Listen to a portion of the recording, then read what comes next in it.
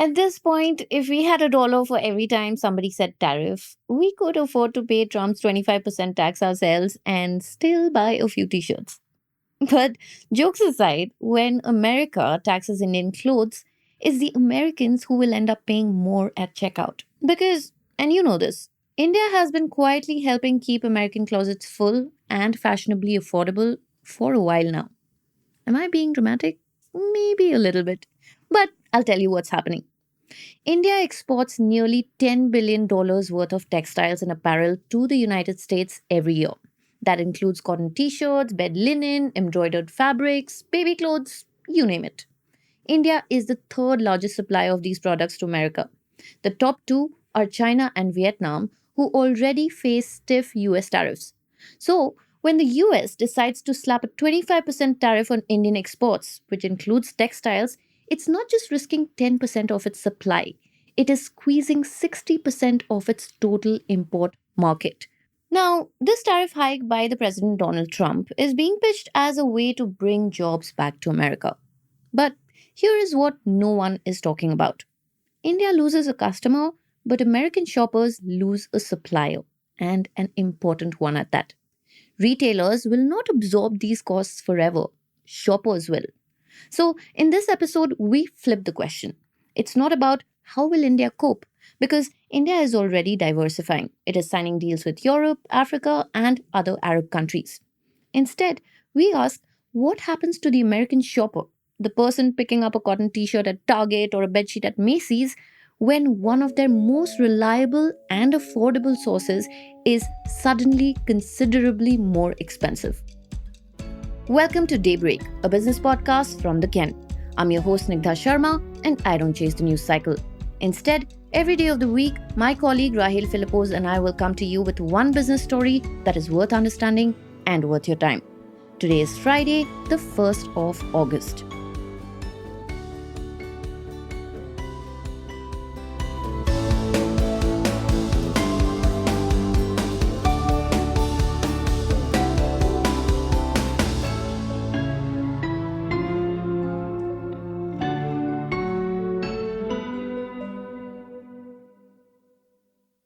Let us start with the short term effects of a 25% tariff on Indian textiles. In simple terms, prices are going to go up. US retailers source most of their clothing from abroad. In fact, more than 90% of it comes from outside of America. And India happens to be the third largest supplier of cotton apparels and home textiles. According to Atexa, or the Office of Textiles and Apparel in the US, Indian textile and apparel exports to the country were worth around $10 billion in 2023. Plus, let us not forget that interest in India is rising. A lot of brands in the US see India's quality finishing, diversity of cotton fabrics, and integrated mills as advantages. Now, add all of that to this.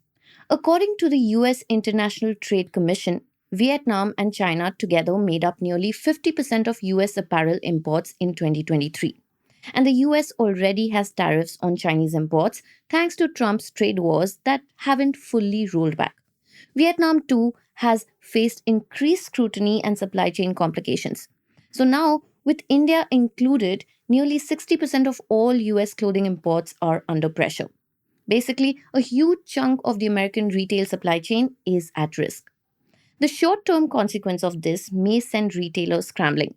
They might absorb the costs temporarily, shift supply orders to other countries, or raise prices. For example, Bloomberg reported that a 10 to 15% cost increase in textiles often results in a 5 to 20% retail price hike depending on the product and the brand.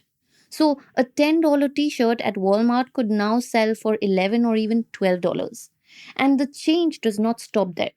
Multiply that across entire product lines, and the impact on the average American's shopping bill is hard to ignore. Also, it is not that simple to just switch. India is the go to for specific products: cotton garments, embroidered fabrics, and increasingly eco friendly fashion. Alternatives like Bangladesh and Mexico cannot easily fill the gap at scale or quality. In the long term, there are deeper consequences. Shoppers might see less variety in stores.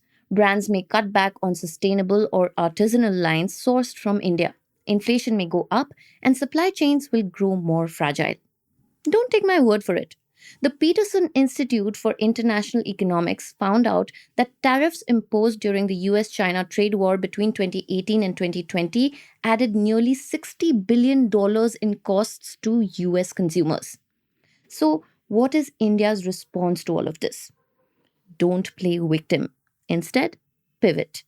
New trade deals with the UAE, Australia, and the EU are already in the works. Indian exporters are actively shifting focus to the Middle East, Africa, and Latin America and building strong regional brands.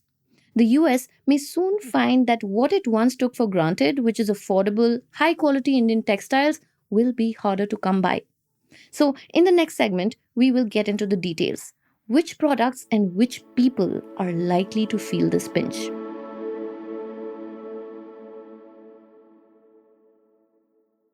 Like I told you earlier, India dominates the cotton apparel category. Shirts, t shirts, undergarments, children's clothing, many are sourced from Indian mills. According to Atexa, more than 55% of Indian apparel exports to the US are cotton based. So, there is a decent chance that an American who buys basics at Target, Gap, or H&M is wearing something that is made in India. These prices will be going up in the future. Next up is home textiles. India supplies about 40% of US bed linen, towels, and curtains. These are bulky, heavy products that cost more to make elsewhere. So prices here could spike noticeably, especially for middle income families who are trying to furnish their homes. And then there are embroidered, artisanal, and handcrafted pieces. These often come from India's small and medium enterprises. So, US boutique brands that depend on unique Indian craftsmanship could be forced to cut product lines or raise prices significantly. And let's not forget sustainable fashion. India is fast becoming a leader in organic cotton, low waste production, and natural dyeing. So, American Gen Z and millennial shoppers who prefer these products will likely see fewer options or higher costs. Small indie fashion brands and ethical labels in the US will suffer disproportionately. These companies typically operate with very thin margins because they pay premiums for organic, handcrafted fabrics and fair labor. The new tariffs will end up eroding their pricing model. And now, let's talk about the people who will feel the pinch. Budget shoppers, especially in working class households, will be the first to notice because they rely on low cost, decent quality clothing. Even a $3 increase per item adds up quickly for a family of, say, four. And then there are the fast fashion buyers, teenagers, students, young adults who expect low prices and trendy variety. This group might see fewer options or high prices or both. And regions like California, New York, and Texas, which import large volumes of Indian goods, might feel the impact even more across local retail chains. So let's take a step back. A 25% tariff on Indian textiles may look like a policy aimed at protecting domestic workers, but the broad sense is clear. Import tariffs end up as tax on Americans. In theory, the government collects tariff dollars, but because importers raise their prices, consumers and businesses pay more out of their pockets. Now, all of this is not to say that India is not going to be impacted. US is, after all, India's biggest market for textile exports, nearly 17%. A sudden price disadvantage could lead to order cancellations, factory slowdowns, and job losses, particularly in cotton-rich states like Gujarat and Tamil Nadu. But like I said earlier, India is already doubling down on trade with other parts of the world. So this squeeze may actually help us diversify our markets faster. So in the end, it's not just about clothes. It is about a global economy that is becoming more fragmented, more expensive, and harder to navigate for both sellers and buyers alike.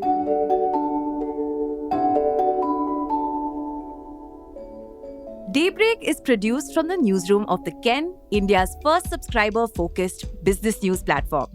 What you're listening to is just a small sample of our subscriber-only offerings. A full subscription unlocks daily long-form feature stories, newsletters, and podcast extras. To subscribe, head to theken.com and click on the red subscribe button on top of the Ken website. Today's episode was hosted by Snigdha Sharma and edited by Rajiv CL.